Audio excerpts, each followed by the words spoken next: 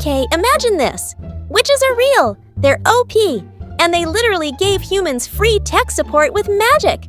Life was good, until humans pulled the biggest thank you next in history and said, "Nah, fam, we good," then started murdering the same witches who helped them. This anime is what happens when Hogwarts meets Terminator and has a baby raised on Red Bull and revenge. Buckle up, because this story's got betrayals, explosions, waifus with trauma, and a main character who might just need a therapist more than a weapon. Let's dive into this chaotic mess of emotional damage. So the world used to be vibes. Witches were basically walking Wi-Fi routers with healing powers and fireballs.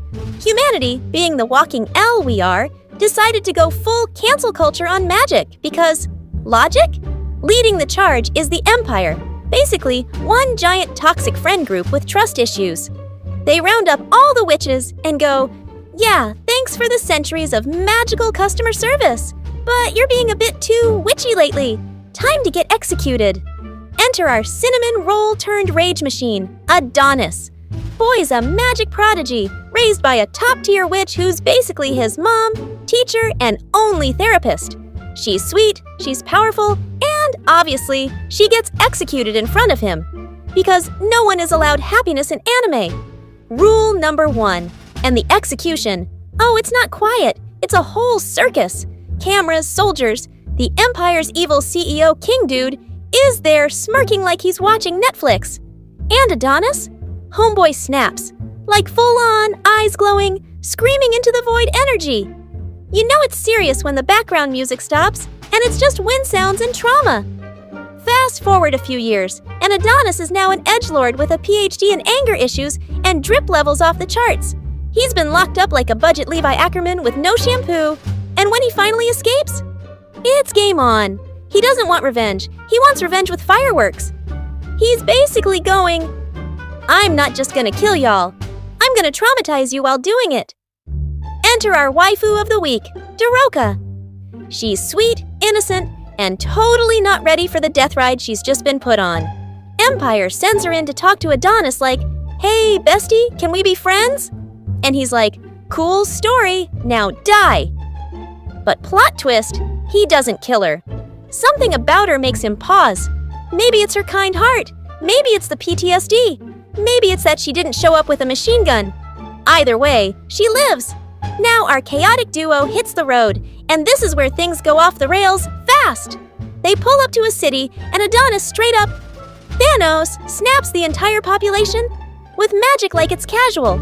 Innocent people, gone. Soldiers, toast, dogs, hopefully fine.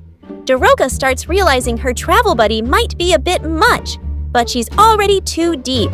Adonis is like, justice must be served. Meanwhile, she's standing there holding a teacup like, "Bro, you just exploded 10,000 people. Maybe dial it back a little?" Oh, and the Empire? They're watching all this like, "Oh no, he's hot and angry." They send in reinforcements.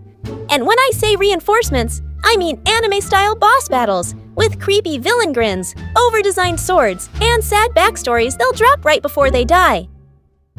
Let's talk about the supporting cast, aka the walking red shirts of emotional instability. We get introduced to some new characters who are basically cannon fodder with eyeliner. Some are cool, some are cringe, most are dead by the next episode. Classic. One of them has a chainsaw, another has some weird obsession with pain. One dude literally explodes himself for dramatic effect. It's like every enemy got their own main character complex, but none of them are invited to the season finale. Meanwhile, Daroka's like, "So, maybe we can, stop killing everyone?" And Adonis is like, "No, I've barely started." But you start seeing cracks in his armor. Like, sure, he's a walking death machine, but occasionally he hesitates. Regret? Humanity? A single drop of empathy? Who knows? Let's roast the Empire real quick. Because damn, these people are the definition of overcompensating. We've got a general who acts like she's in a perfume commercial 24/7.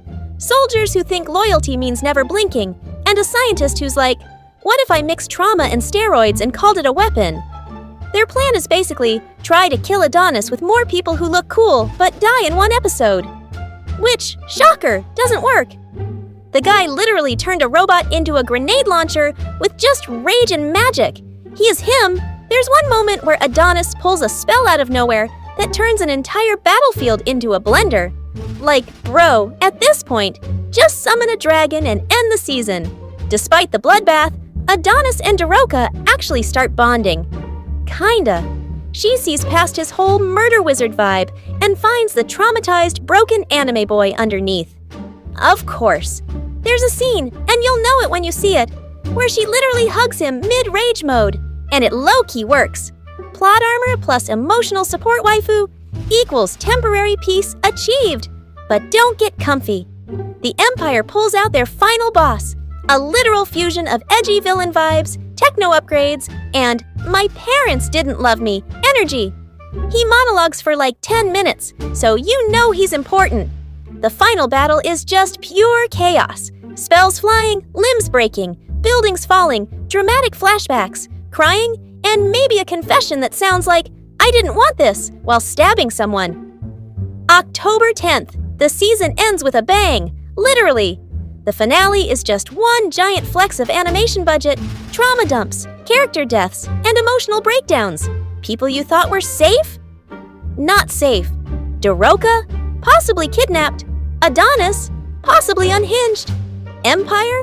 Possibly planning Season 2 levels of chaos. The final scene? Chef's kiss. It's got betrayal, heartbreak, and one of those, am I the monster? Moments that every revenge character has right before turning full villain.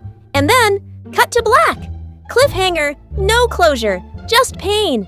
So yeah, this anime slaps. It's like if Attack on Titan and Tokyo Ghoul had a sad boy baby raised by Game of Thrones and Chainsaw Man. It's violent, it's tragic, it's weirdly beautiful, and it has more emotional damage per episode than your ex's playlist. You came for revenge, you stayed for the trauma, and now you're stuck waiting for Season 2 like the rest of us broken souls.